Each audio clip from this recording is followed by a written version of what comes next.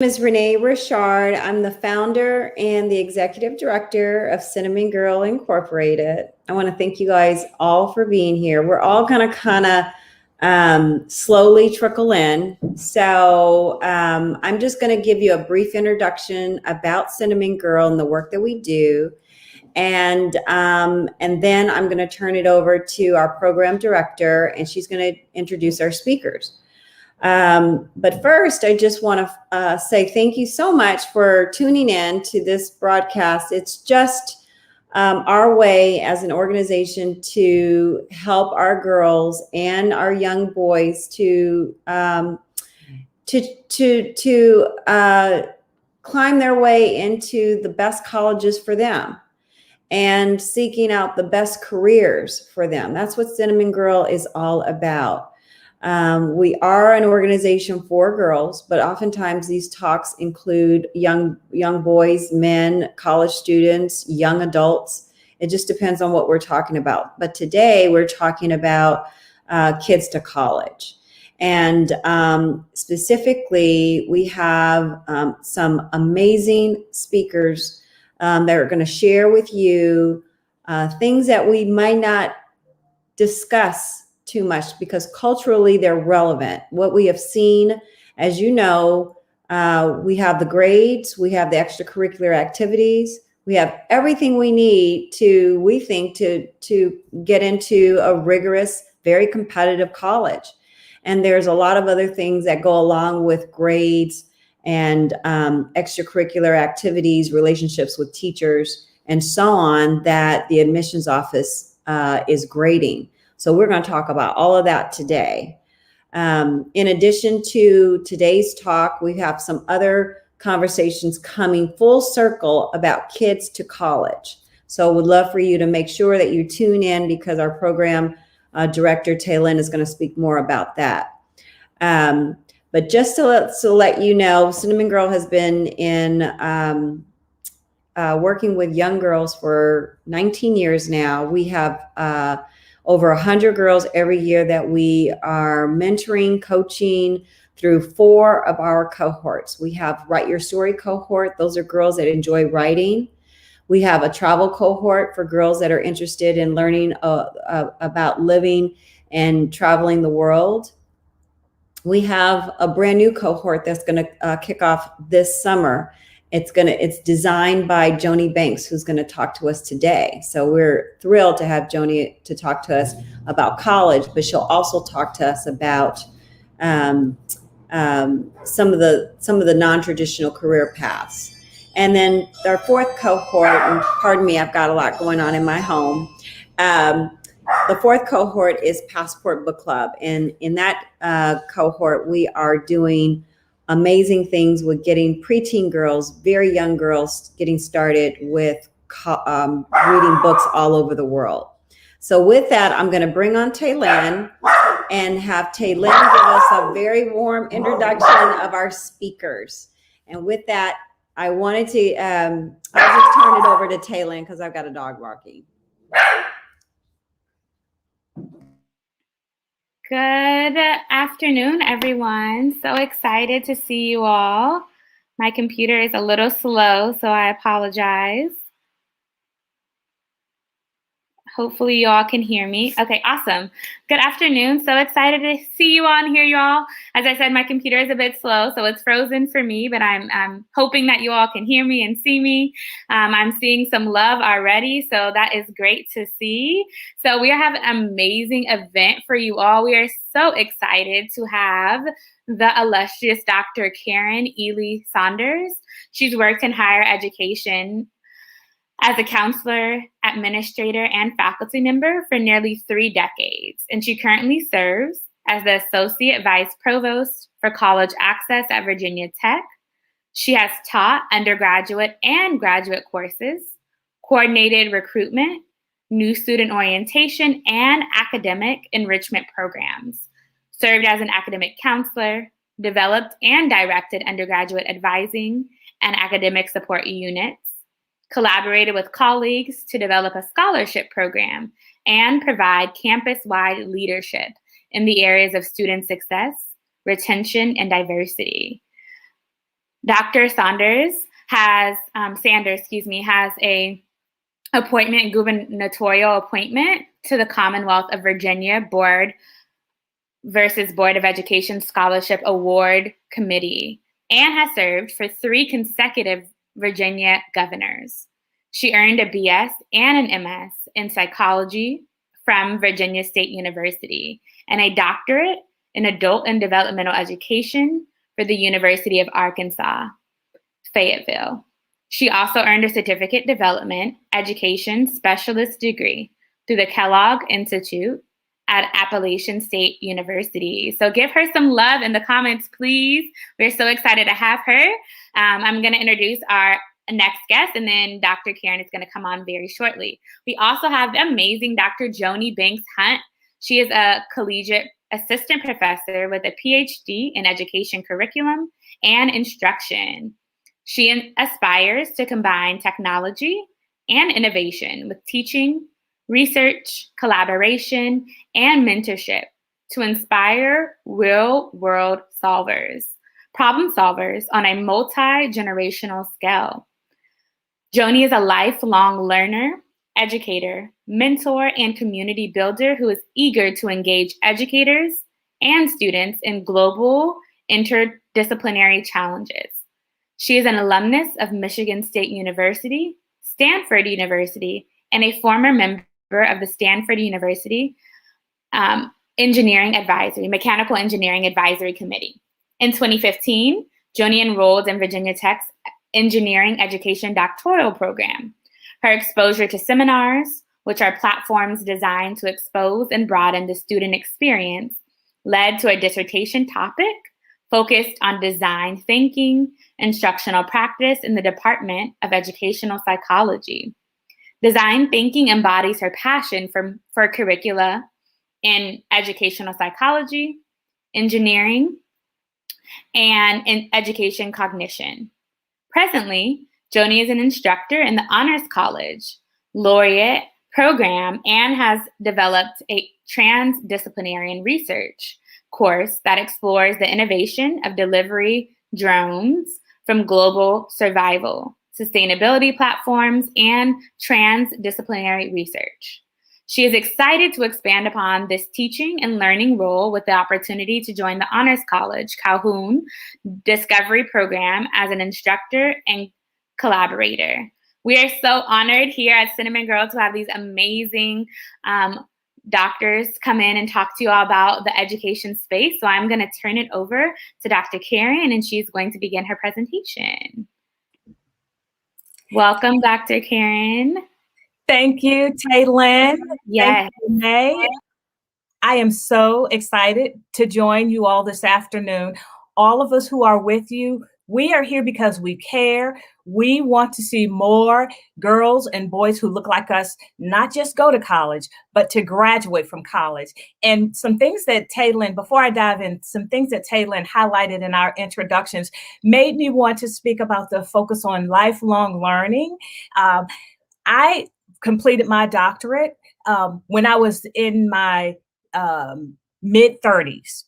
And here's a really funny thing. I was in my last class, went into labor, and couldn't complete the class. So I couldn't complete that class until after my baby was born. So there are many, many paths for people to get through their education. And Dr. Joanie, she completed her doctorate just recently. She's been a phenomenal engineer all of her adult professional life, and she just earned her doctorate. So it's important for you all to know that none of us have the same path, but we all want to make sure that we all have opportunities. Next slide, please.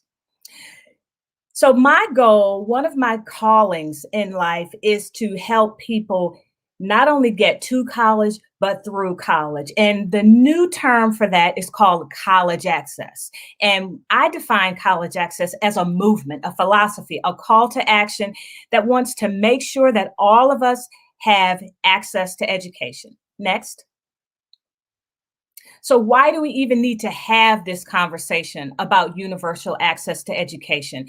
Why? Because we all should have opportunities to go to school, to graduate, to go to college, to be successful. regardless of any of our characteristics, regardless of our background.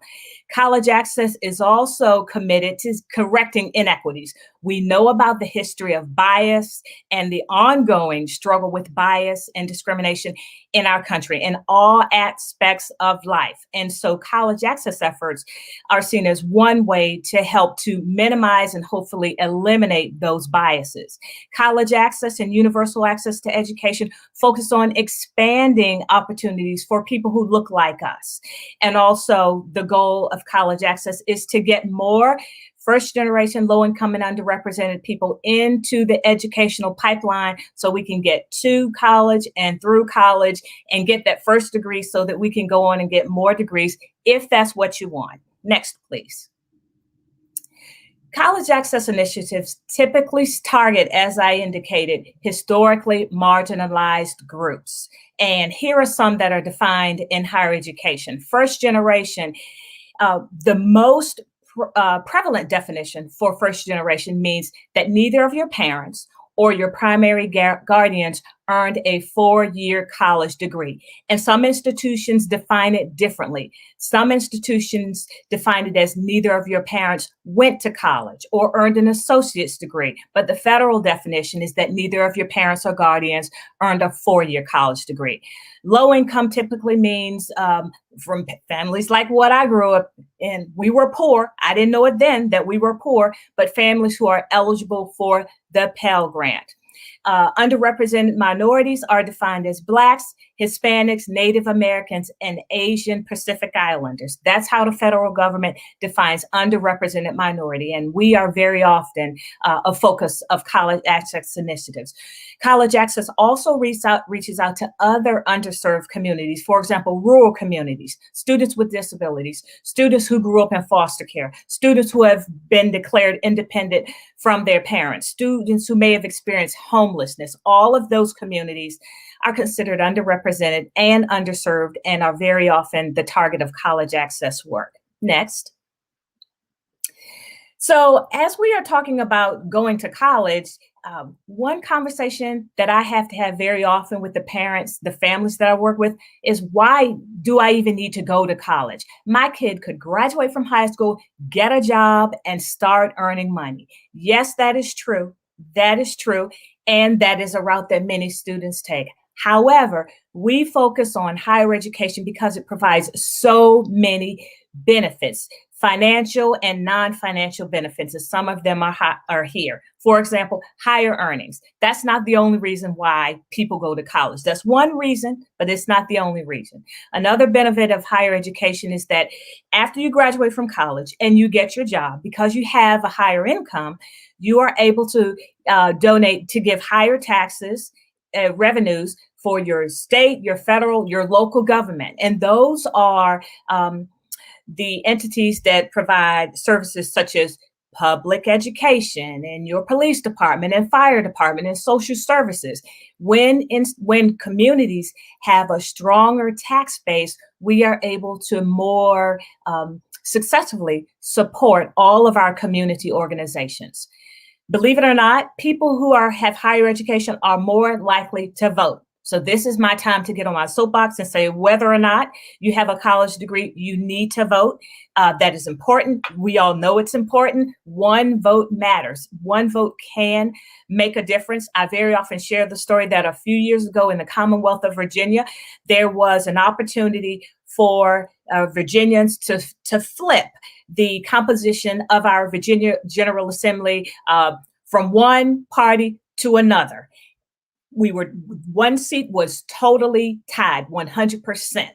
And the way that seat was decided was literally they drew one candidate's name out of a hat. We don't want drawing a name out of a hat to determine our future politically and in our community. So make sure you vote. One vote does make a difference. People who graduate from college are more likely to have employers that offer them health insurance and retirement plans. People who graduate from college are more likely to make healthier lifestyle choices. That doesn't mean that just because you graduate from college, you always make good decisions and you make healthy lifestyle choices. However, research shows again that people who graduate from college are more informed, so they tend to make better decisions regarding their lifestyle choices. People who get college degrees are typically more satisfied with their jobs, have greater job security, and there are lower unemployment rates. And the children of people who graduate from college help their children to be better prepared when those children enter school. Next slide. So now we're going to talk about some college options. There are options. Again, I already talked about the fact that many students choose to graduate from high school and go to work, and that's a fine option, but I'm always promoting other options. Another option that I don't have on the screen is going into the military. That's a phenomenal way for people to grow and develop and serve and gain money for education. So if you choose to graduate from high school and go into the military, you can earn money so that you can go back to school and earn at least a bachelor's degree. So some other options for higher education are vocational trade schools, community colleges, and four-year colleges and universities. Next. First, we're going to talk about vocational and trade schools. And these are programs that could be 6 months long or 12 months long or 18 months long. And students enter these programs with a very specific job or career in mind. And they are fine options. For example, computer technology, health science, being a certified nurse's aide, plumbing, being a cosmetologist, being a refrigerator repair person. All of those are awesome jobs and can pay well. Those are opportunities that are presented by vocational and trade schools. And then we have community colleges, which are typically 2-year institutions, and the cost is significantly cheaper than going to a 4-year institutions.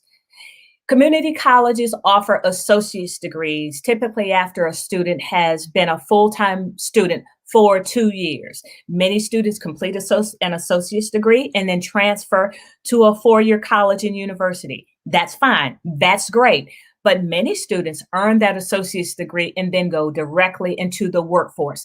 And students can actually have high-paying jobs, especially in STEM and science, technology, engineering, math, and technology, if they have an associate's degree that focuses in that area.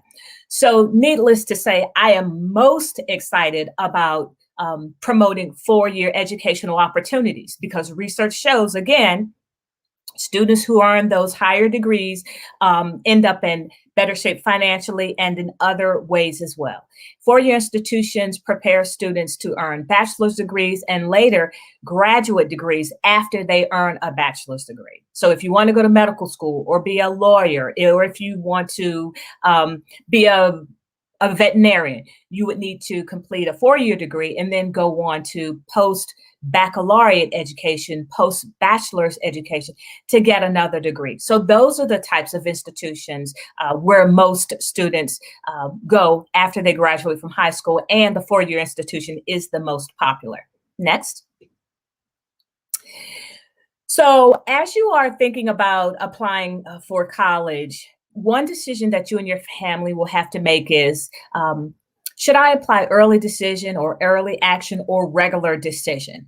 So there on the screen are the descriptions of those different categories according to the College Board. Early decision in a nutshell is binding. You choose to apply early decision if this is your absolute top school, and if you get into that school, without a doubt, you are going to that school, and it is binding. What that means is if you apply and are offered admission, you are expected and required to go to that institution. Now, if you change your mind and you don't go to that institution can report you.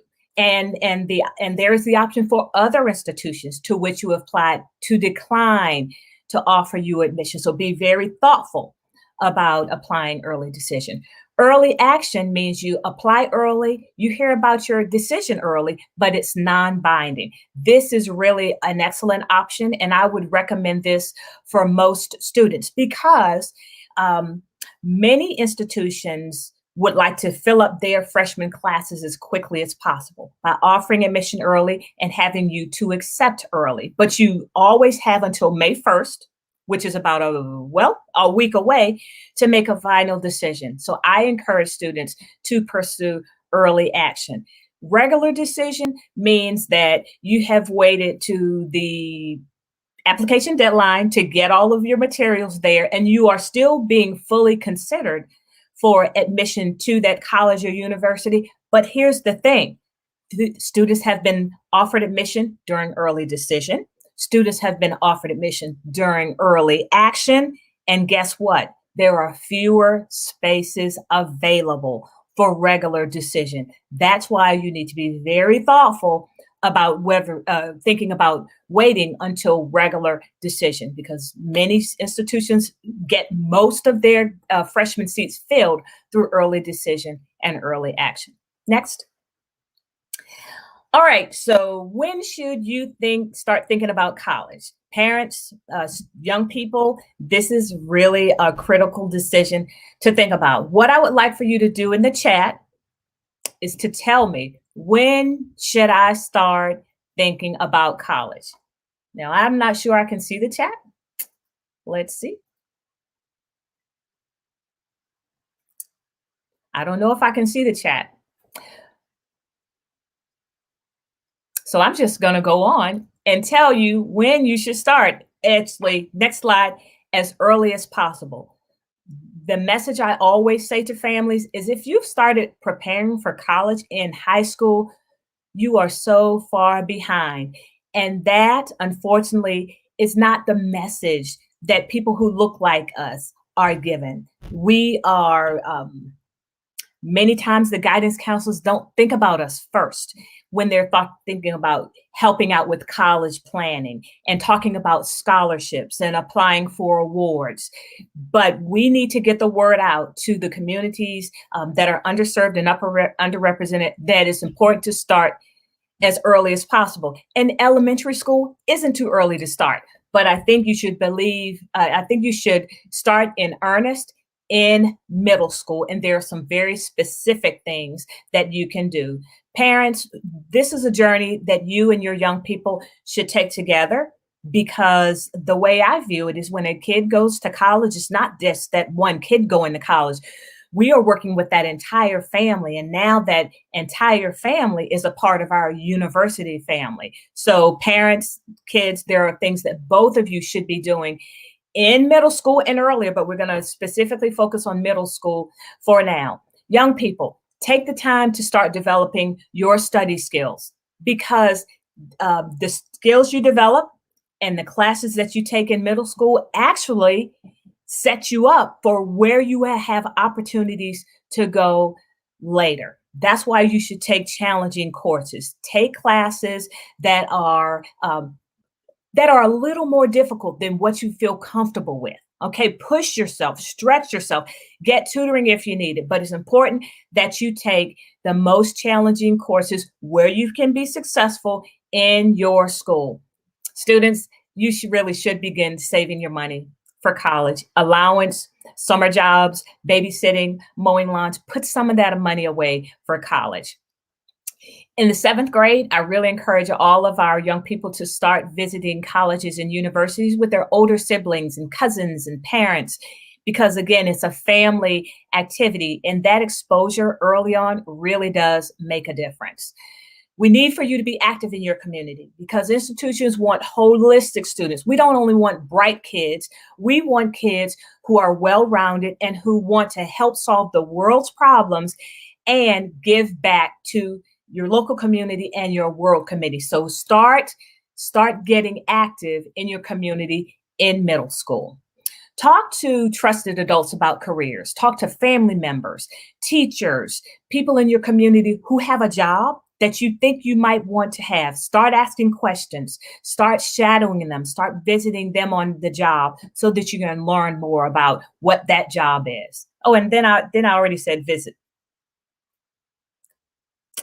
high schools.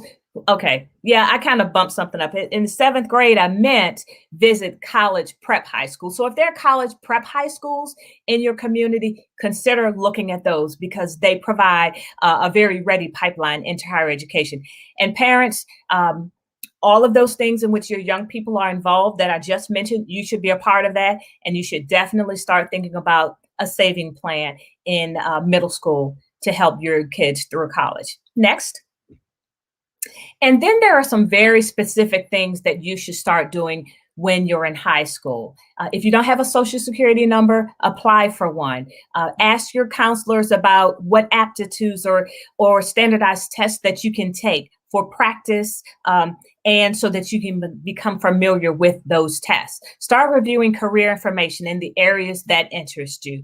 Again, take challenging courses, talk to adults about careers, begin to volunteer in your community, in your high school, in your church, in your synagogue, in your mosque, in the nursing home. Start to volunteer. Get involved in extracurricular activities in school, band, cheering, academic clubs, service clubs. Those things are really important because they teach you teamwork. It teaches you how to stretch yourself. It helps to develop those non-academic skills that are also important to you being successful. And parents, it's not too early to start in the 9th grade to start figuring out what your estimated family contribution for college will be, because that will help you to be prepared to come up with those funds, or working together for to help your sons and daughters to find scholarships to apply for. Next. Here are things to do. Oh, by the way, I just did middle school and 9th grade, but there are some very, very specific things that you should do in 10th grade, 11th grade, and even in the 12th grade. One thing that I'm going to do to help you all know what to do throughout middle and high school, I'm going to provide for all of the parents this Preparing for College, a guide for parents. And the table of contents highlights some of the really good, it's just a little booklet, but it's a powerful booklet, has great information. For example, some of the areas of focus in here are the student's academic record, college information, how to choose a college, and then high school year by year. And thank you, Taylin, for taking us to these resources, because there are also many online resources that can help you start the process now. The goal is to start early and stress less. Young people, one thing that you should start doing in high school is keeping a list of all of your accomplishments, all of your engagement. So when it's time for you to write those things down on your high school application, or to develop your digital portfolio, and you can share the link with colleges and universities, you won't have to wonder, what is the name of that award that I won when I was in the first semester of my freshman year of high school? You'll have that written down. So start doing those things. So I'm going to share this booklet with parents. I just need to know how many I need to mail to Cinnamon Girls Inc. And I'll get those out to you in the next week. We also have a booklet, Preparing for College for Students. So this is a companion piece for the parent brochure, but all of you who are on this call today will get a copy of this. Okay, next. All right. We've been talking about college and how important it is and all of the benefits, and it is no secret that college is not cheap. It costs, but I believe it's an investment. It's absolutely worth the investment. So let's talk a little about the components of college costs. First, there are direct expenses, and those are the things that are sent to you in a bill by the institution, and that includes tuition and fees and room and board. Those are direct expenses. Then there are indirect expenses that don't show up on the college bill, but you absolutely need to have resources to cover these things. For example, books and supplies, travel to and from school. We want the kids to come home and visit. And if they need to travel for education related things, that isn't covered by tuition, fees, room and board. And then they need to have money for personal expenses. For example, to buy toiletries and to eat out every now and then. I really did when I was in college. So that's, to me, that's not a must have, but it is fun to have. Okay, so those are the components of college costs, and we want to be prepared for those. We don't want to be blindsided for those. So we need to take steps to be prepared for those. Next. And one way to be prepared for those is to start. You can go, yep, go for it. There you go, right there. One way to be prepared for those is to start researching about financial aid. And financial aid is actually any money that you can get to help you to fund your college education. Okay, the first two, grants and scholarships, that's what we want. We want most of our money. Hey, if not all, actually, we want all of our money to fall into those buckets, but that may not all be realistic. But definitely go for grants. Grants is gift aid that you don't have to pay back. Okay. And very often you don't even have to apply for a specific grant. You do have to complete application forms, but it's just generic. Okay. All right. Well, let me go back a little bit. One place to start to apply for grant aid is the FAFSA, the Free Application for Federal Student Aid, FAFSA. Free, free. If anybody tells you that you need to pay money to apply for scholarships, don't do it, because you don't have to pay money to get money. It's free. Don't let anybody sucker you in. Okay, so that's grant aid. Scholarships is money awarded because of your exceptional academic talent, athletic talent, creative talent, or because of financial aid. And there are millions and millions and millions of scholarships available out there, but you must start early. There are guidelines. There are deadlines. There may be essay questions that you need to complete. That's why you don't start applying for scholarships only in your senior year. We have a graduate who, from Virginia Tech. She finished probably 2 years ago. And she started looking for scholarships when she was like in the 10th grade of high school. She applied and she got enough money to fund her 4 years of education. Some scholarships were $500, some were $1,000, some may have been $75, but she put all of that money aside and she was able to fund her full education. Here's the thing, that process was so successful for her that she started a business. She started a business on helping pre-college students learn how to apply for scholarships early. And look her up. Her name is Danielle Jeffers, and her business is called Dough for Degrees. Just look it up. But that's a phenomenal story on how she did it, and you can do the same thing. Okay, so let's talk about loans. None of us really want to take out loans because loans are money that you borrow and it has to be paid back. It has to be paid back. That's a last resort, but it's still an investment. If you need to take out a loan to complete your studies, I think it's worth it. But you must be thoughtful. You must be thoughtful and cautious about how much money you take out, and also think about your major and the amount of loan money you are taking out. For example, I'm not picking on anybody's specific discipline, but I'm going to pick, you know what? I'm going to pick my own. I majored in psychology. Love it, love it, love it. But in psychology, you must get at least a master's degree to be able to work in the field.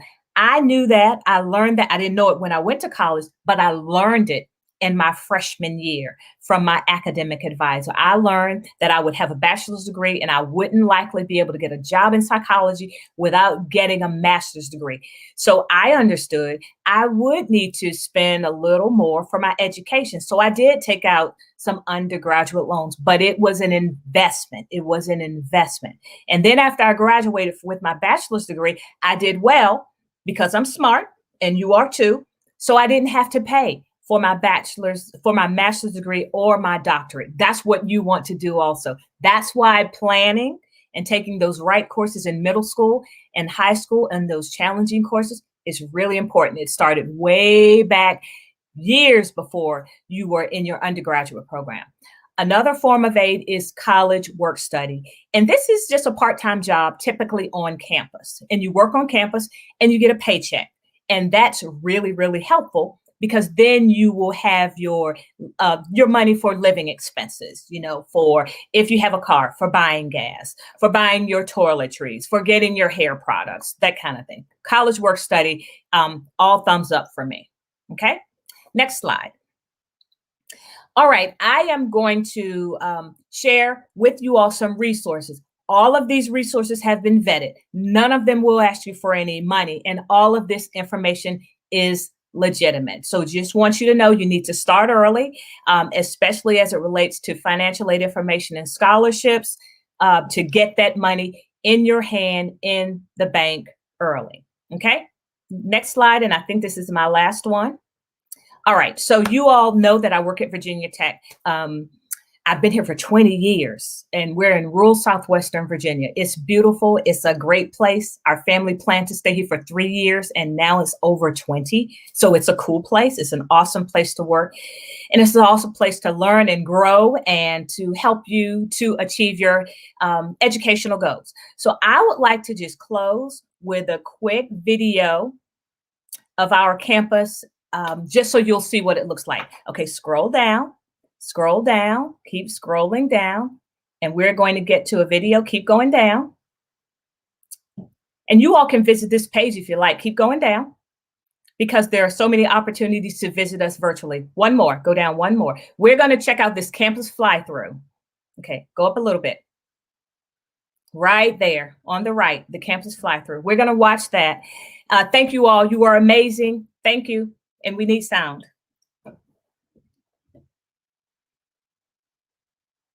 It's coming.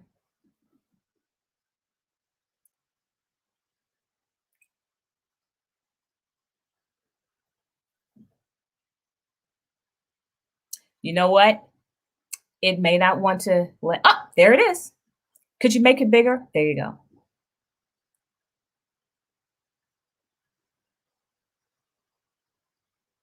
Virginia Tech is also a senior military institution, one of 6 in the nation. So if you want to go into the military and get a college degree, you could come to us, and there are scholarships specifically for that.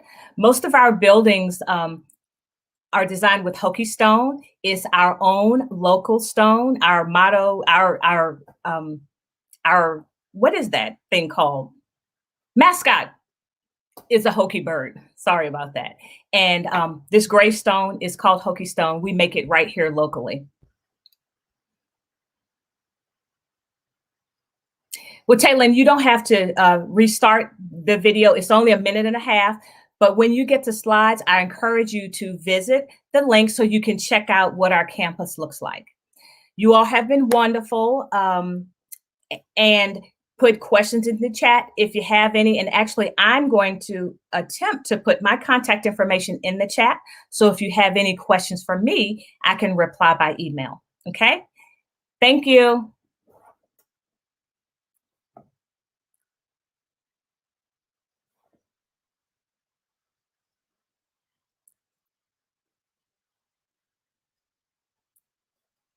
I think we're coming.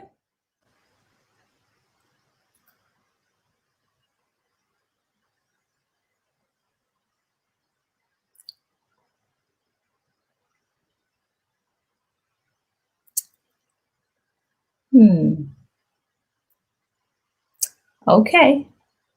I don't see anyone, don't hear anyone.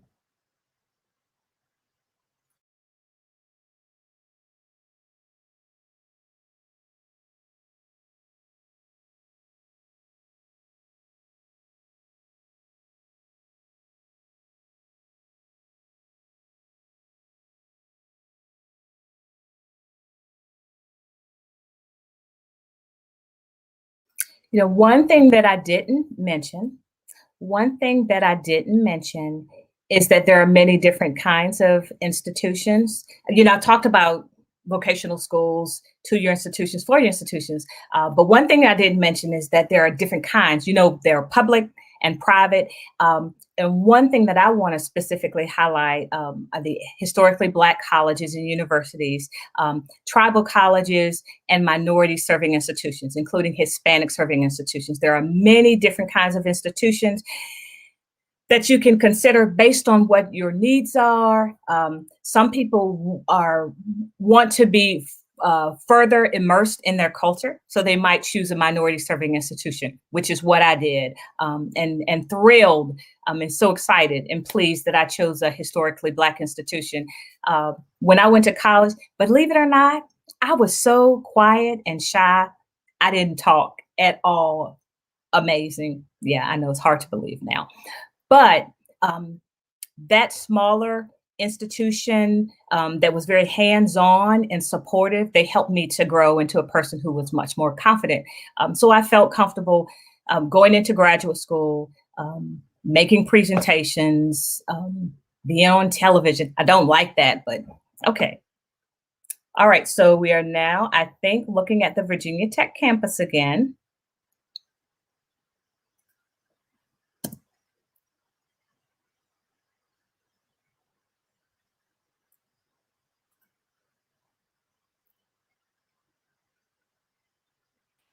Hello, thank you so much, Dr. Karen. I apologize, my computer was frozen. Thank you for continuing to keep going. Okay, I was unable to let you know, but thank you. Okay, well, I see there's a question in the chat that I missed. What are the racial demographics of Virginia Tech? Oh, can you hear me? Am I muted? No, you're good. Okay. All right. So, Ms. Wilson, Virginia Tech is a predominantly white institution. We have about 30,000 students, and I would say about 75% of those students fall into the white category, and about 25% fall into the students of color category. I encourage you to visit our website to see some exciting things that we have done in recent years to help diversify our campus. We have an institutional goal that effective 2022, that 40% of our freshman class will be first generation, low income, and underrepresented minority students total. And 25% of that group would be from our racial minority groups. And we are making phenomenal progress. We're at 39% now of our freshman class being from those groups. We are thrilled. It's taken a lot of work. It's taken scholarship dollars. But again, the goal is not just to get students here, it's to get them to graduate. And Virginia Tech's underrepresented students has a graduation rate that is about 75% in 5 years. That's still lower than our white students, but that is a phenomenal graduation rate because nationally, specifically Black students do not graduate at such a high level. Okay. Yes, Ms. Wilson, you can get in contact with me. I'm not sure how to put my email in the chat. So Taylin, can you put my email address in the chat? Yes, I will be sure to do that. All right, thank you. It was wonderful talking with you all, and I'm going to go on mute now. Awesome. Thank you so much. Please give a round of applause and a special thank you to Dr. Karen Ely Saunders. I'm going to bring up our next awesome speaker, and that is Dr. Joanie Banks Hunt. I hope you all can hear me. It looks like I'm frozen again, but I'm going to try to bring down Dr. Karen. Thank you for your patience.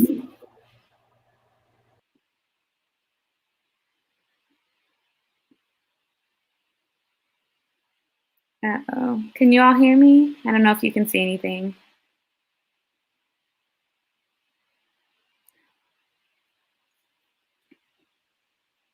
We don't see Joanie yet. Well, I don't see Joanie yet. Oh, it should be coming up in 1 second. It looks like my computer's frozen. I'm sorry.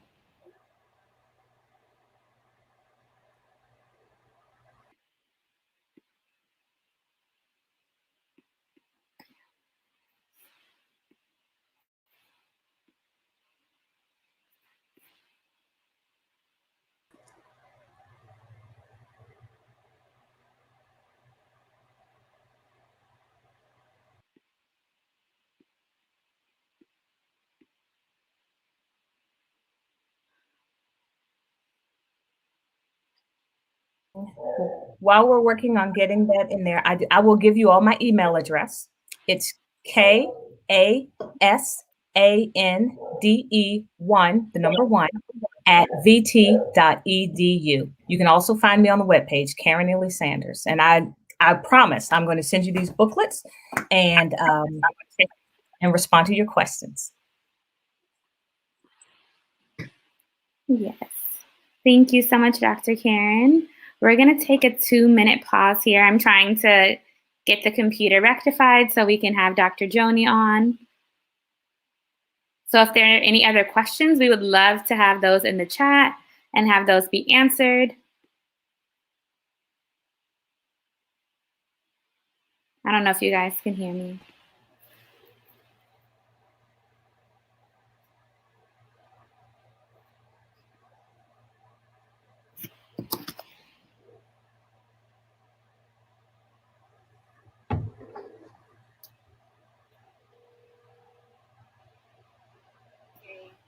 Dr. Joanie, can you hear us? It looks like you're on. Okay, thank you. Okay, thank you so much. Thank you for your patience. Hi, everybody. I'm Dr. Joanie Banks Hunt. Many of you may know me. Some of you may know me from California. I think my cousin's on the call, Stacy, and my best friend, Tamara. So thank you so much for the support. I'd like to talk a bit, pick up where Dr. Karen left off and talk a bit about the scholarship process. Next slide, please. So with scholarships, you need strategy as well. And when I am on committees where I am the person that, actually says yes to students. And this year alone, I was on a committee for Honors College, and we gave over 160 scholarships, of which 50% were full 4-year scholarships. So with planning and goals and understanding how the system works, I don't see why, if you're an exceptional student, why you can't be the recipient of a scholarship, a grant, or a fellowship. We don't do loans in our department. Next, please.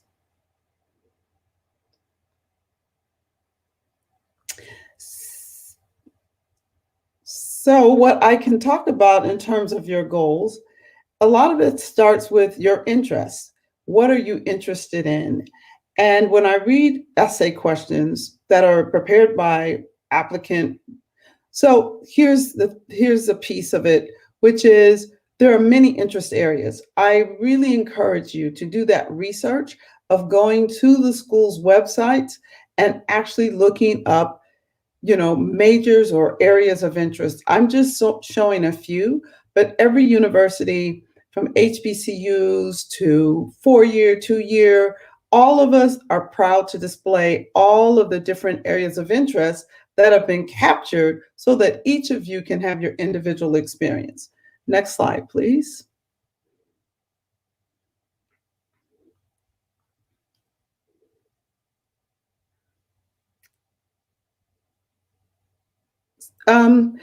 And I try to highlight some of these areas because I think that we often believe that there are only a few majors in a college. There are so many majors in a 4-year institution. And oftentimes we gravitate to those very common ones like general engineering or architecture or pre-med or pre-law. But even with pre-med and pre-law, you have to be very specific about what is your area of interest. So you have to know your interests, and being undecided is perfectly okay when you apply. Many students are undecided because many students, like yourself, like your child, can be very much interested in many topics.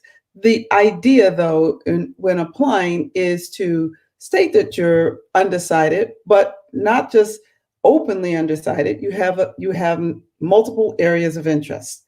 Next slide, please. So there are many types of scholarships, as Dr. Karen mentioned. There are university level scholarships, there are departmental scholarships, and there are grants and other opportunities that you can find on the internet. The university scholarships may be a presidential scholarship. It could be a coronavirus response and relief supplemental appropriations. It could be some sort of a financial aid type of scholarship. So there are those scholarships in addition to what do the departments offer. So knowing the departments that you're interested in may result in you finding other money. Next slide, please. Next. So I want to highlight Honors College, which is where my home is at Virginia Tech. I think we underestimate that within a large university, there are smaller colleges within the large university. So even though Dr. Karen mentioned that there are over 30,000 students on the campus, I only know of about 40, and those are the 40 that I work with in the Honors College who actually enroll and take some of our special courses. A lot of our courses help the students explore architecture and urban studies. We do multimedia journalism, and your interests may be here as well. I'd like to sort of talk about how diverse and how much we focus on transdisciplinary learning, and in so we find students with very special interests, and those interests are awarded with fellowships and grants. A fellowship is an opportunity for you as a scholar, once you're a student at the university, to describe your special interests, how you want to serve the world, and in what way do you want to make a contribution to the world. And the university, especially the Honors College, is very much interested in supporting those things. And I just awarded how many scholarships last week? 5 scholarships, each over $10,000. So students could make trips such as study abroad. One student wanted to study recidivism and compare it to the United States with Finland and 2 other countries, I think Norway, and just wrote an amazing proposal that was about 15 pages long, but about her interest in seeing how the social justice system works. Next slide, please.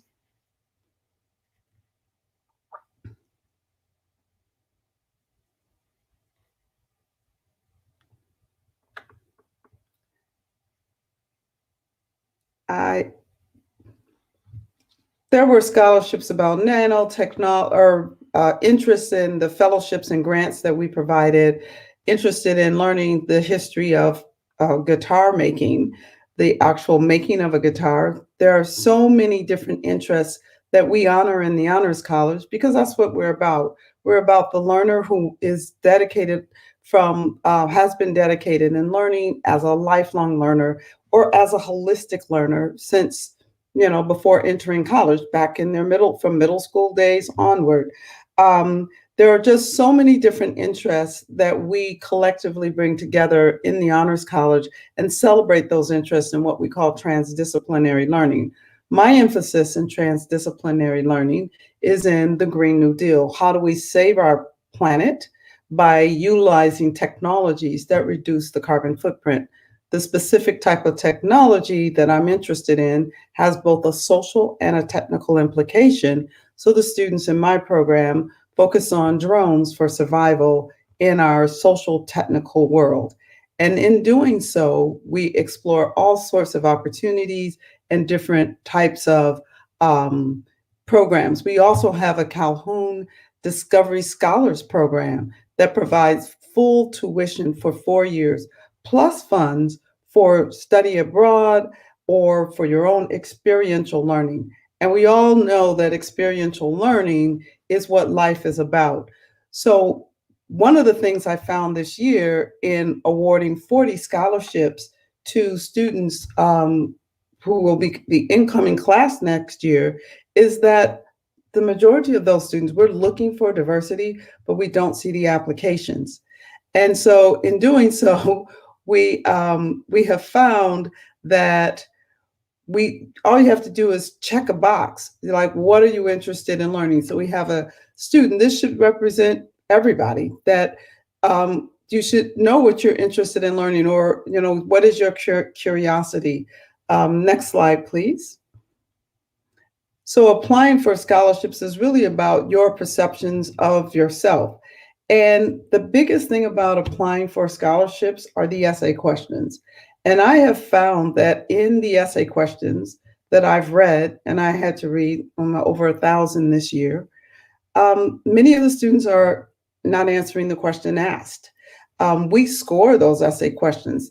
A lot of students, I believe, have been told by maybe their high school that this is a time of self-expression. It is truly a time of self-expression, but understand that the question is guiding the response we're looking for, because we're trying to create sort of a level playing field so that all students can respond to the question in a way they believe that the question should be answered, and we're not showing any sort of unevenness in our approach to making the awards.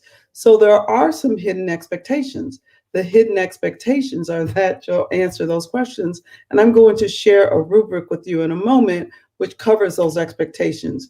So you have to see yourself in a department and or in the world. How do you see yourself? Most students whose essays I read will want to reiterate for me what great students they are. Their GPAs are this or that, or they took, 10 honors courses or AP classes. I already know that. That's on your transcript. But I don't know who you are. And when reading the essay questions that you write, it isn't your time to espouse about, it's not an exposition about how great you are. It is an exposition about how will you use your knowledge to solve real world problems? How have you volunteered in your community? And how has your interest in education been enriched by these volunteer opportunities?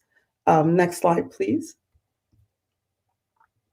So, what is a well-written question? I'm going to talk about a well-written essay question, and that is answering the question, period. You have to answer the question. I want you to share, we want to learn about you through that ability to answer the question.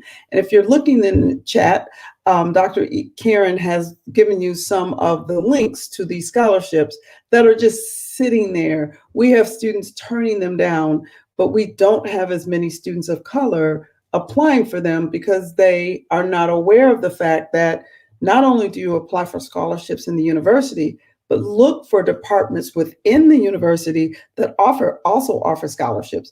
And in the Honors College, we have probably more scholarships than most departments. Part 2 of what we will look at is how you integrate your pre-college experiences. And those experiences should be how you serve the community. Oftentimes when I read good essays written by people who look like me, they will talk about the services that they have been recipients of. So they may be homeless, or they may be in situations where there's a single parent and that parent works, and they will talk about some of the services. But even doing that you have a community that you should serve. You should also integrate your work, your travel, independent study, your own self-empowerment. Who am I? Your leadership opportunities, internships, your resilience. I just read an essay from a young lady who lost her mother and kept 5 siblings together by doing a number of things. That resilience was just very attractive to us because we know that we need people who are resilient in the community of the college. And so it's all about what you bring to the college community through a well-written essay question. So we're about to look at an essay question that is well-written. I'm not going to show you the whole thing, but I have the essay question as the student wrote it, so that you can read as I talk, and then perhaps take notes or have your child take notes on what was written in that essay question. And then following that, I will show you the actual rubric that we use to score it. So the question states, in 500 words or less, it's a lot of words, describe your understanding of leadership. Include some qualities of effective leadership and how you can measure success of an effective leader. Additionally, describe the qualities of one effective leader you know, including how they exemplify these qualities. As you have developed your own leadership roles, how do you plan to apply these qualities in our college community? So notice it says, as you have developed your own leadership roles. So let's parse this. If you click, it should just take us to a parsing. So even though that's one question, there are 5 components to that question.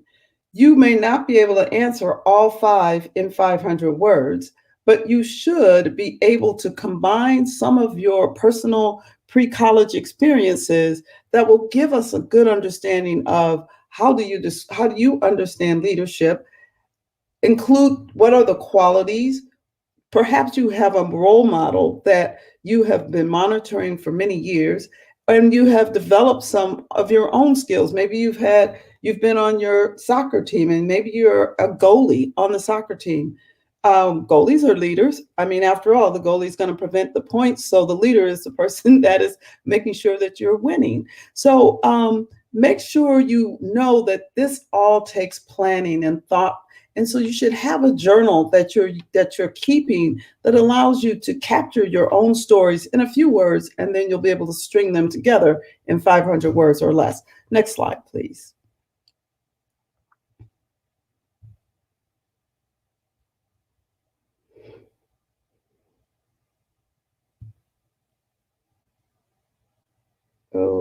Okay, so what is 500 words? Now everybody's got, oh, we missed it. So here we go. Okay, so here is an excerpt from someone's essay. They're telling the story about effective leadership and how a leader, what the capabilities are of a leader. One of the big things that loses points is when you define the question in using the same words. For example, I can't tell you how many times I've read, a leader is someone who leads. Well, then of course you're going to lose points, because I was expecting you to define for me what are the qualities of a leader, or how to define it. You can't define it using the word. And that's a common misunderstanding. So we already know that when you're writing essays in the university, there's a lot of sort of background work we'll have to do to make sure you understand the structure of a paragraph. That isn't to say you couldn't come to a major university without knowing that structure very well, but it is to say that those are things that we're looking for to see what do we need to have prepared for our students before they arrive. Next slide, please. And so this goes on, and it talks about the leader. I think this is the one I read that referenced former President Obama.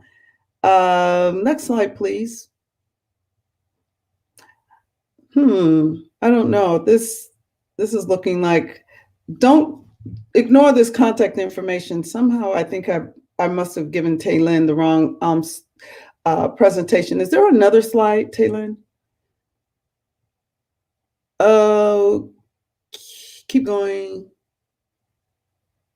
Keep going. Well, there are no more. Okay, well, I'll just talk. We can just take me back. Sorry, Dr. Joanie. Yeah, that's all that I see. Okay. There. Okay, so I think I sent you the wrong presentation, but I want to talk to you now about oh gosh, you don't have the evaluation scale. So here's how we would evaluate it. We would read. Is it okay to just take down the presentation so I can just, because this isn't okay. Thank you. So here's how we would score your essay. We usually have a 25-point score. Automatically, you receive 5 points for a GPA that's above 3.96, 4 points for GPA that's 3.9 to 3.96, 3 points, 3.8 to 3.89, 2 points, 3.7 to 3.79, 1.36 to 3.69, and 0 points if your GPA is below a 3.6. And so there's how you get your first 5 points, okay? Then how do we score there? Do we have GPAs at the high end, the 3.96? And yes, there are some students who apply to the university and have GPAs above a 5. I saw some that were 5.2 this year. It doesn't matter. Anything above a 4 still receives a 5. There's nothing additional that they would receive. We also score whether or not the applicant explains the question and includes how they have determined this method of explaining. That would be a maximum of 5 points.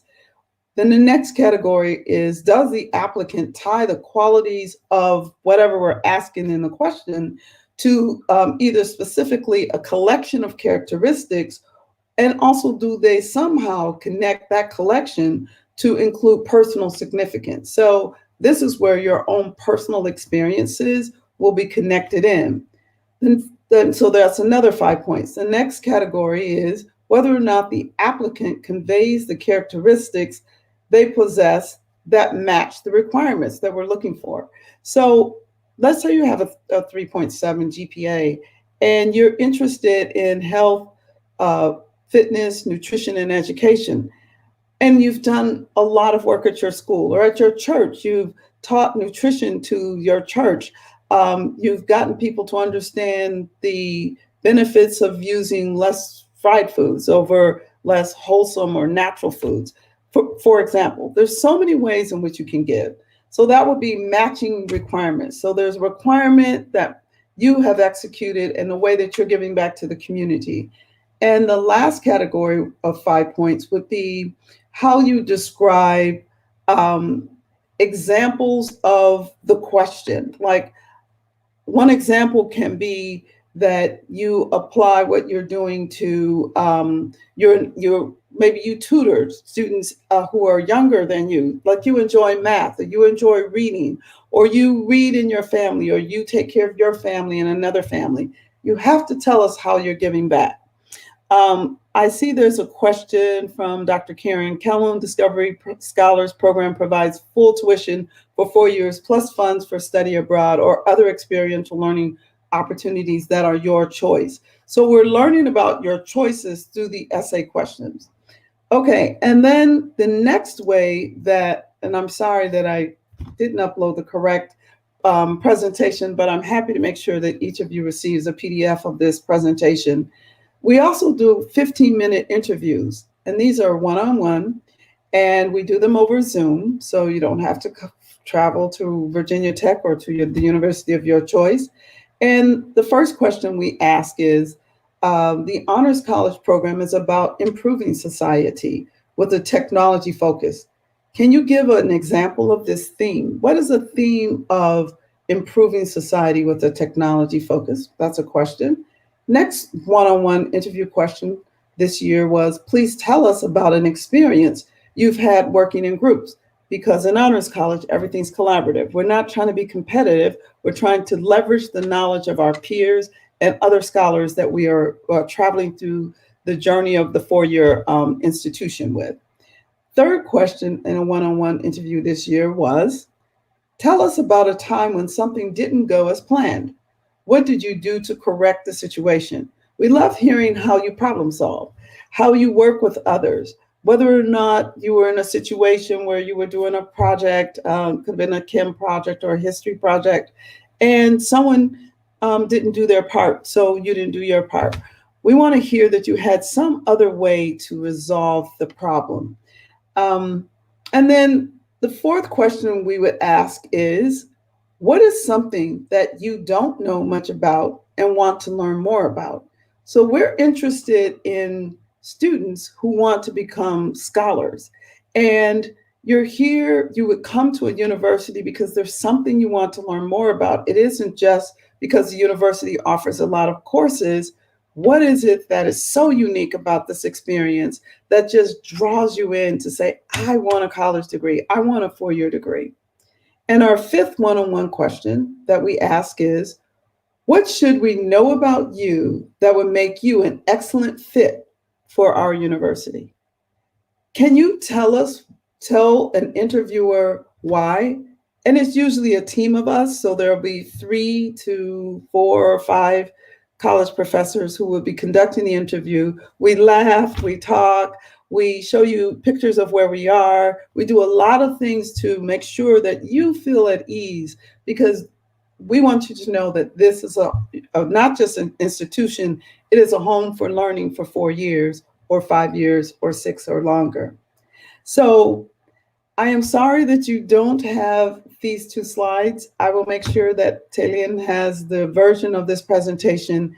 And at this time, I would really love for you to ask questions of me or of Dr. Karen. If we could bring her back up, that would be great if the 2 of us could share this screen, and then we could take questions from any of the parents or students who are in our viewing audience today. Thank you.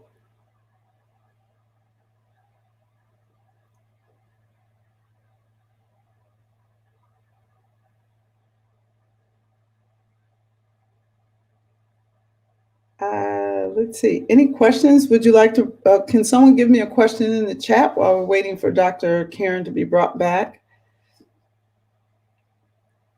To Leonard Joanie. go through the comments. Okay. Okay. Presentations. I'm trying to go through the comments. Please ask questions. Please ask questions. Okay, there's a question. Why is it important for us to know whether or not you would be an excellent fit for the college? I mean, it's your opportunity to tell us why. You can tell us it's because you have, what are some of the answers we received? There are questions, there are answers like, well, I would be an excellent fit because I didn't really ever have the opportunity to go outside of my community, but I've done a lot of things in my community that have taught me a lot about working with others and being with people who are not like me or who are like me. And now what I'd like to do is grow my experience. I'm looking to come to the university to be a part of growth and to be a part of the community of change, whether it's technologically, socially, in clubs and living communities. We have a program called Hypatia for Women, which is a women in engineering program. And so I'm trying to read these questions at the same time. And so that would help us to understand why you are a perfect fit for college, and any university wants to know that. Do you have some thoughts, Karen? Can you hear me? Yes. Okay. Yes. As we have both indicated, we know you are bright. We know that you are brilliant. But there are 10 million other brilliant students who want to get into our institution. So we really want to get to know you. Here's another thing that's really important.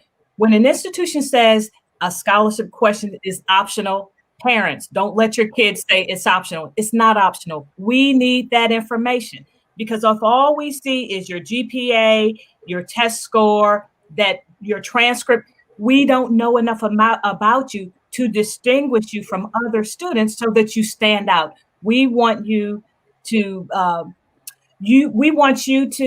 to make yourself stand out. And whenever we're asking you for information about yourself, that's optional, complete it, because that's the way that we see that. Joanie shared a little bit of information that's different. We know that she is a first-generation college student, and she's going to be the first engineer in her family.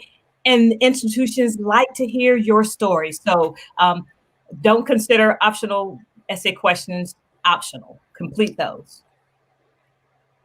I see there's a question. How do we find out about specific scholarships within departments? Is this information available on school websites? Karen. It is. It is. That's why getting started early is important, because there is so much information. And quite frankly, it's not in one place. It's unfortunate, but it's not in one place. At Virginia Tech, we do have a scholarship central. Most of our scholarships are there, but not all of them are there. And I want to apologize because we're talking about Virginia Tech so much, but that's where we work right now.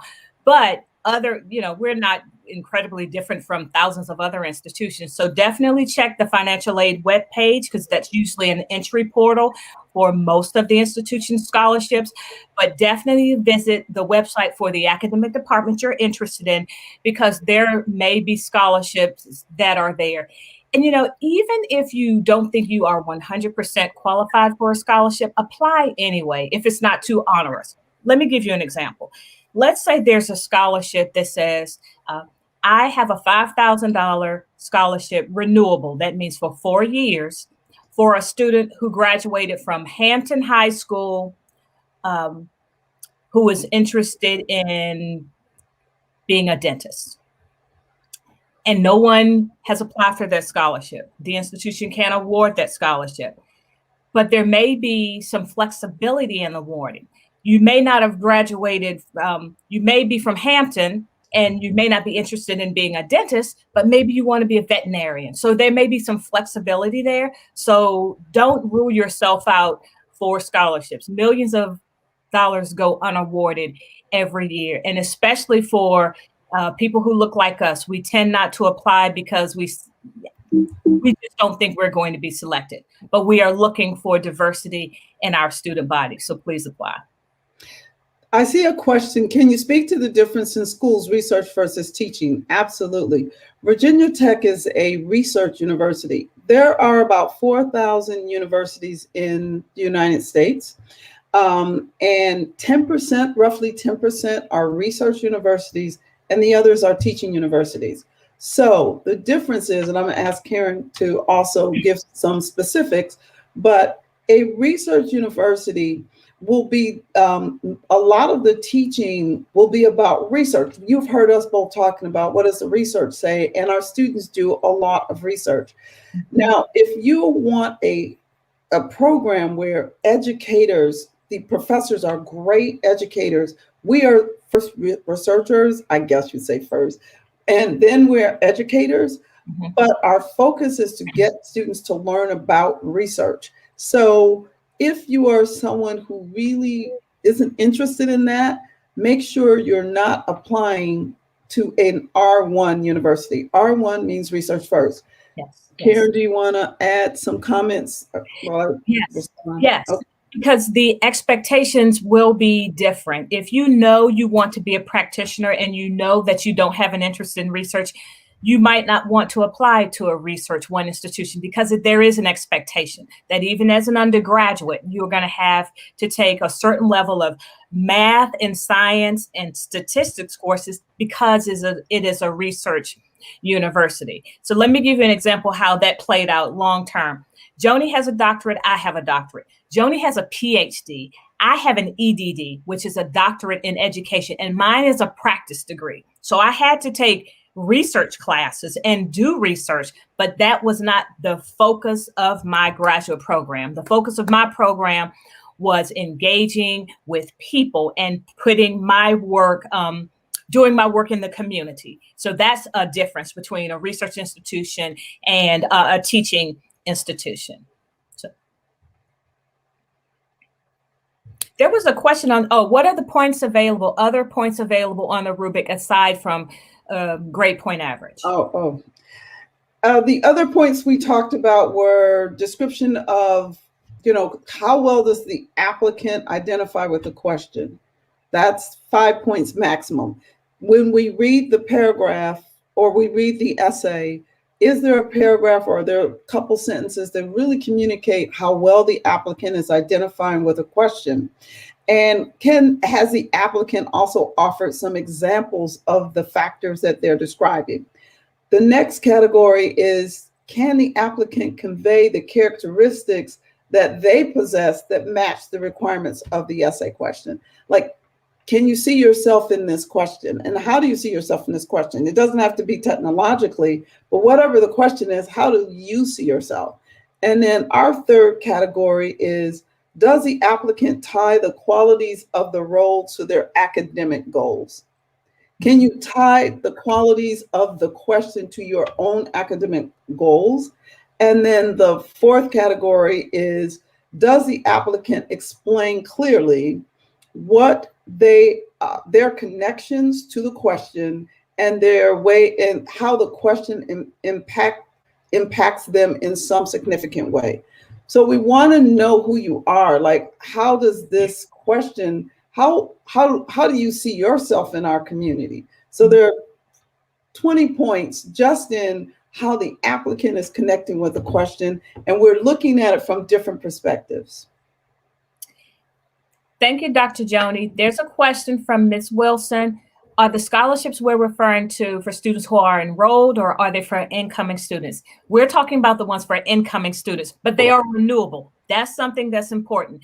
If you get one-time scholarships, that's helpful, but you really want to go for those renewable ones. And the ones that we are talking about are renewable. And the Calhoun Discovery Scholars Program is an amazing program, and that scholarship is phenomenal. It covers both in-state and out-of-state tuition. That's why we continue to talk about that, because it covers out-of-state tuition. It's renewable, and that amazing gift from David Calhoun, who is the CEO of Boeing, that allows students to pick their experiential learning multiple times over the course of 4 years. So I want to go back to the scholarship questions, because not for Calhoun, but for Virginia Tech. We have our essay questions on our website. It's called our UTPROSM profile. UTPROSM is our mission, is our internal mission, is our mission, our institutional mission. UTPROSIM.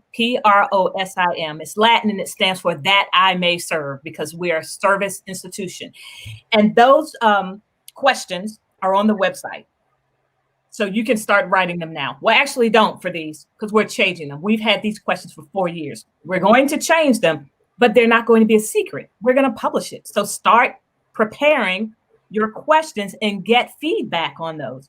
But I do want to highlight a couple of them because they are powerful. They're very brief. I think you have 140 words or something like that to respond. And one of them is describe a situation where you were involved or witness to an act of discrimination. How or did you respond? Do you wish you could have responded differently? What did you learn from this experience? Now, these are graded by 3 different people on campus, and then the scores are combined, and a student has an UTPROSM profile. And there are some scholarships that I review for, like our Clark Engineering Scholarship, where this is taken into consideration. We look at your GPA. We look at your specifically your math standardized scores because it's an engineering-focused scholarship. But we look at this, and there are students who got perfect SATs, but didn't get a scholarship for this program because they said, I've never observed or I've never witnessed any forms of discrimination. Okay, then that tells me this is not a person who is observant and may not be a person who is interested in helping us as an institution to solve world problems. So go to our website and check out those 4 short essay questions. And although these are going to be changing, when it's time for you to apply, go to our website, review those questions, and make sure you answer the question. Please don't send the question to any other institution that's somebody else's essay question. Nobody wants to read your essay from another institution. Please make it very specific and respond to the question. There's a question. Can you explain a bit more about what the Honors College is? The Honors College is sort of a growth from high school being in the honors, what do you call it? Honors, can't even think of it now. I haven't been in high school in a while, but you're just an honor student. You have a GPA of at least a 3.6, and you can take you're prepared to remain an honor student. So you want to take advantage of all the things that the Honors College provides. We have scholarships, of course, we have fellowships, we have grants, we have global studies abroad. We have all these things that you can apply for and receive the monies that you need to do them as an honor student. Now, some students in Honors College, some students are honors eligible. They have a GPA of, before they apply, of a 3.8. They don't want to be in Honors College for whatever reason. We do have some special courses that when you take these additional courses, I think it's up to about 30 credits extra, you can graduate with an honors diploma in addition to the diploma that you would receive from the university. That's not unusual. When I was at Michigan State University, I was in Honors College and I graduated with an honors diploma. So the courses are all usually very interesting types of things where you have students from different backgrounds and different interests learning together, studying together, and in our case, doing a lot of research and prototype making. I have 2 discovery labs that I work in here at Virginia Tech, and it is so much fun because I have 3D printing and lasers and drones and drone technology to make drones, and I have I do circuit design. We have sewing machines. You will not believe that. We have 2 sewing machines in Honors College. We just recently made some cushions for furniture. We made some lawn furniture. So we do a lot of really fun things in the courses, but what we will do is study, not just make these things, but who would be the audience for these items. We oftentimes make toys for underserved communities, all sorts of things that have some sort of a learning element that integrate both social and technical knowledges. Let's see, can you Do you have this one, Karen? Can you please speak to the importance of a global mindset? Yes. In higher education, one of our goals is to solve local and world problems. And we want students who can think outside of themselves and think beyond their local community. Virginia Tech has several international campuses and opportunities for international engagement. And part of that is because, again, our motto is that I may serve. We don't only want to serve problems of Virginia or in the US, we want to solve world problems. So you can speak to that in your responses to your college essays. Talk about being beyond yourself and learning about different cultures and your commitment to learning about people who are different and solving world problems, not just the specific issue that's local to your community. Now, that's important as well. But again, we want to think beyond our small world and beyond ourselves. I would like to add to that. I just read an essay this year from a young lady of color who took a year off from high school and studied abroad, took some courses abroad, most of which were online because of COVID, learned a different language, just decided she wanted to focus beyond herself, beyond her immediate surroundings. And she received a lot of criticism in this essay. She spoke about the criticism she received from friends who said, I thought you were a smart student. Why are you taking a year off to do nothing? She wasn't taking a year off to do nothing. She was taking a year off to do something. That really matters to any university you want to apply to, because she has a global mindset. And she also is demonstrating for us self-reliance. She did some work, I guess. I remember reading about how she had done some work with some other students who had also chosen to take a year off, not because they were failing in their school, but because they were curious and they wanted to learn some things that they just thought they wanted to take a pause. And who cares? We don't care if you finish high school in 5 years, do we, Karen? We care that you finish high school and that you finish college.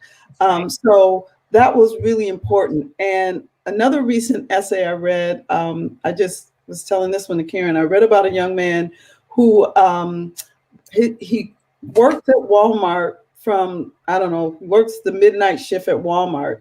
He comes home, he takes a shower, goes to school, gets off from work at 7 in the morning, goes to classes. His mother takes the car.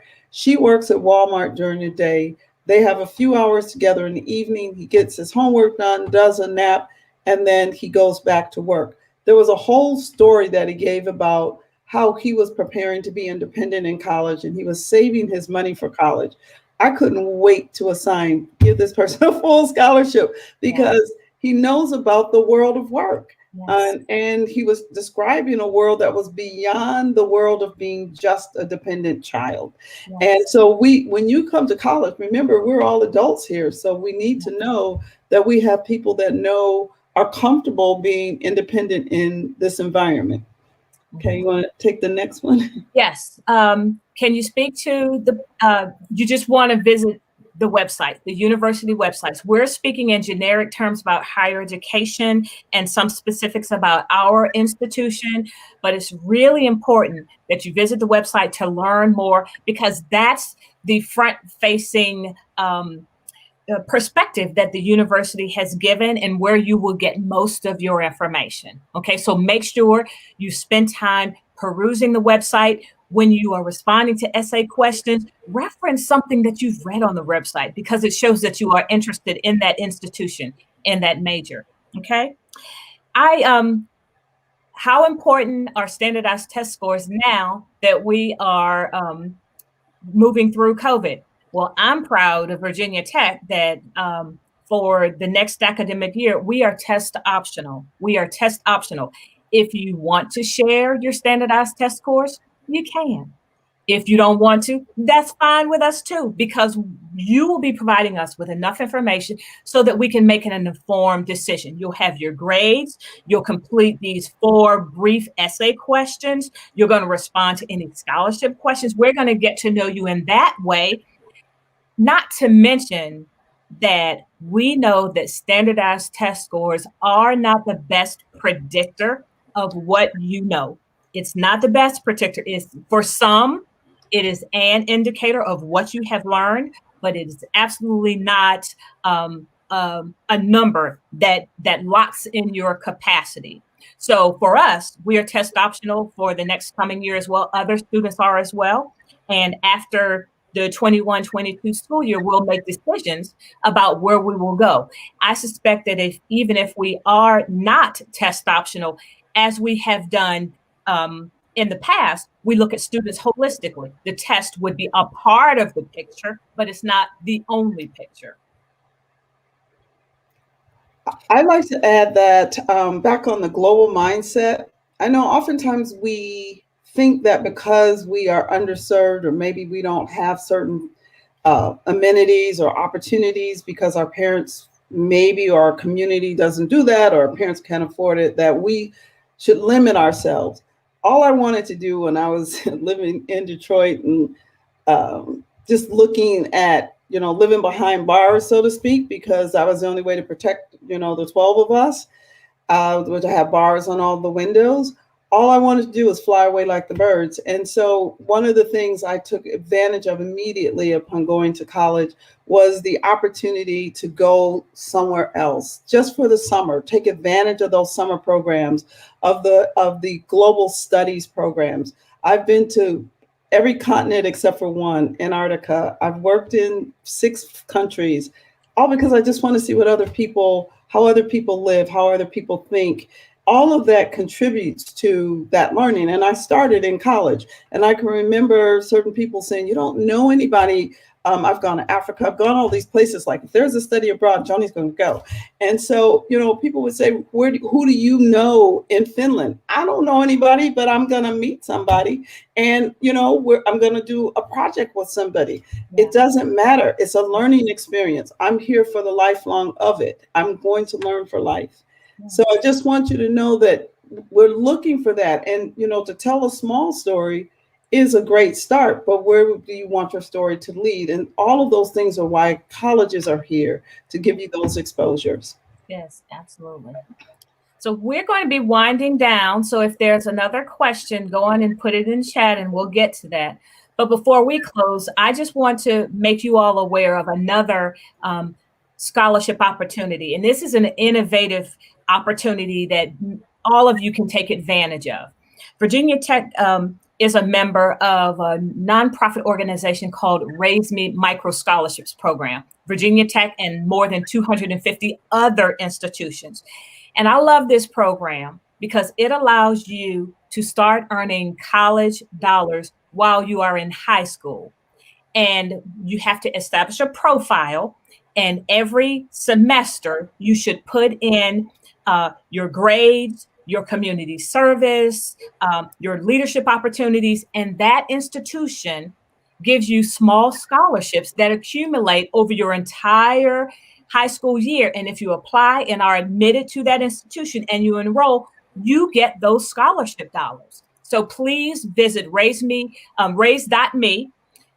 to look at the Raise Me Micro Scholarship Program because there, again, are more than 250 institutions.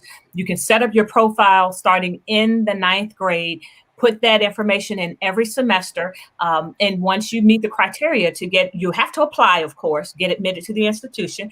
And if you enroll, you get those scholarship dollars. That's a very easy way to be rewarded in 9th, 10th, 11th, and 12th grade for the things you should be doing to prepare for college. You get money for making a college visit. You would, like, if you had a Raise Me profile and you were following Virginia Tech, you would get like $100 for participating in this session today. And that would go in your little box. And then when you graduate from high school and apply for admission to Virginia Tech and enroll, you would get money for this. And it's a renewable scholarship. Virginia Tech provides up to $3,000 per year. It's renewable, so it's a $12,000 award over 12 years. But there are some institutions that give way more money than Virginia Tech. So I definitely want you to look into that, okay? Raise Me Micro Scholarship Program. I don't think we have any questions. Yes, thank you to our fantastic speakers. We wanted to say thank you so much, Dr. Joanie Banks Hunt and Dr. Karen Ely Sanders. I don't see any more questions currently, but we appreciate just the wealth of knowledge that you all were able to offer today to our students and our families, and also through all the little tech glitches. Thank you for your patience. I don't see if there are any last questions. But we'll be sure to make sure that your PowerPoints are available to our families, and then also any resources that you all have shared, so many today, that we're able to give those to them. So thank you again. Any last words or any comments that you all wanted to make before we transition to announcements? Well, I would just like to say thank you to the families who joined today. Thank you for caring. Thank you for taking care of your kids, which takes care of our communities. Thank you very much. Absolutely. I support that 100%. Thank you so much for caring for your kids. This is our future. They are every bit of our future, and we need them. Yes. Thank you both. I'm going to transition you off, but please show some love in the chat for our amazing, amazing speakers. Thank you again, Dr. Joanie and Dr. Karen. Thank you. Thank you. All right, beautiful people, we are transitioning to the end of our time together. Again, a special thank you to our amazing speakers. Please show them some love in the chat. We have just a few announcements here from Cinnamon Girl. So as a reminder, yes, a huge thank you to both of them. We are recruiting for our programs, as Ms. Renee shared at the very beginning. My name is Taylin. I actually went through Cinnamon Girl myself back, many, many years ago when I was in middle school. And so it really changed my perspective, being able to see other women of color be able to, in different careers, they spoke to getting their doctorates at different points in their life, which is beautiful. And to see different opportunities, I think that really stuck with me and allowed me to feel more confident and courageous to take different risks and opportunities. So we are recruiting for all of our programming. We have an amazing program that actually Dr. Joanie is spearheading. It's our STEAM program, which we will be recruiting for very shortly. So please look out for all communications around that. We also have some reminders about our other talks. So next Sunday, actually, we will also be having a conversation with some young ladies who are in college, women of color, and just talking about their experience. How is it going to a predominantly white high school and some of the challenges that they experienced there? We also have another instructor coming in to talk with the girls about what they can expect with writing their college essay. So you heard a lot about the rubric that Dr. Joanie shared with you earlier. And so we want to give you some tactical and practical steps about how to write that essay, how to make sure it's effective, how to make sure it's answering that question right, period, like she said earlier, and ensuring all of that information. So please look out. That will be in the next coming weeks, and we'll be sure to send out our thank you email for this event to include those links for that information. A few more updates. We do have some openings for board members. So if you would like to join the Cinnamon Girl board, we do have some openings for that. So we are looking forward to potentially seeing you all. And then lastly, please consider just your donation to our program. Anything helps to be able to support, to bring on amazing speakers as you saw today, and to continue to do programming for Cinnamon Girl, including our Write Your Story cohort, our travel cohort, our passport cohort, and also STEAM Girl, all of which, again, we will be beginning recruiting in the next couple of weeks. So thank you all for your time this afternoon on a Sunday. Thank you again to our amazing speakers and Miss Renee. And we appreciate just the engagement, the questions you all have asked, and the love. We see some hearts. We see some love on Facebook from Lisa and Mark, and also from Wendy. So thank you, everyone, and have a beautiful rest of your Sunday.